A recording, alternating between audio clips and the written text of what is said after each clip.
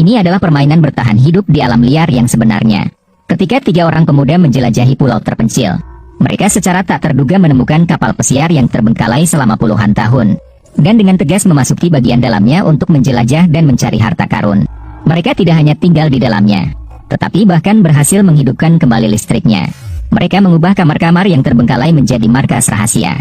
Sebagai pecinta petualangan dari bangsa yang suka bertarung, awalnya mereka hanya ingin mencoba tantangan bertahan hidup di alam liar. Tapi tak disangka setelah memasuki bagian dalam pulau, mereka secara tak terduga menemukan kapal pesiar raksasa yang terdampar di pulau ini. Sifat penjelajahan yang tersembunyi dalam gen pria terstimulasi langsung. Beberapa orang berjalan mengelilingi kapal pesiar setengah putaran, dan menemukan bahwa ada jendela yang terbuka. Mereka memilih untuk memanjat melalui jendela ini dan masuk ke dalam. Dengan saling membantu, ketiga orang itu berhasil masuk ke dalam kapal pesiar. Tempat ini ternyata adalah sebuah kamar. Ketiga orang itu istirahat sejenak dan mengisi energi, sambil merencanakan rute perjalanan mereka.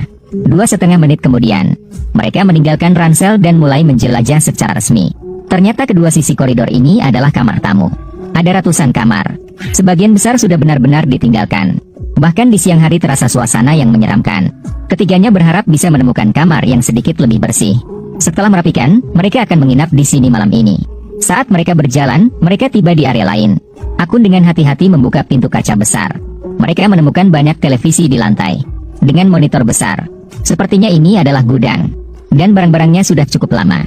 Namun tidak ada yang datang untuk mengambil barang-barang yang ditinggalkan di sini. Banyak barang berharga dari masa lalu yang terlupakan di sini. Mereka semua sangat bersemangat.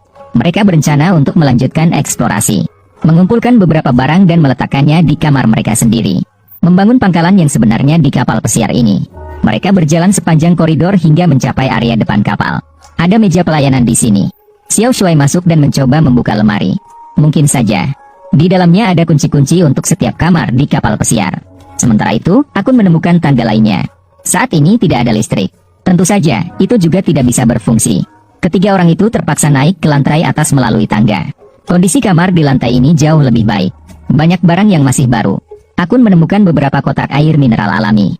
Semuanya masih baru dan belum dibuka, meskipun sudah kadaluarsa puluhan tahun. Namun, ahli bertahan hidup Tuo Touge mengatakan, asalkan tidak ada endapan, bisa diminum dengan tenang. Setidaknya ini cukup untuk seminggu. Selain itu, mereka juga menemukan peta lantai 4 kapal pesiar.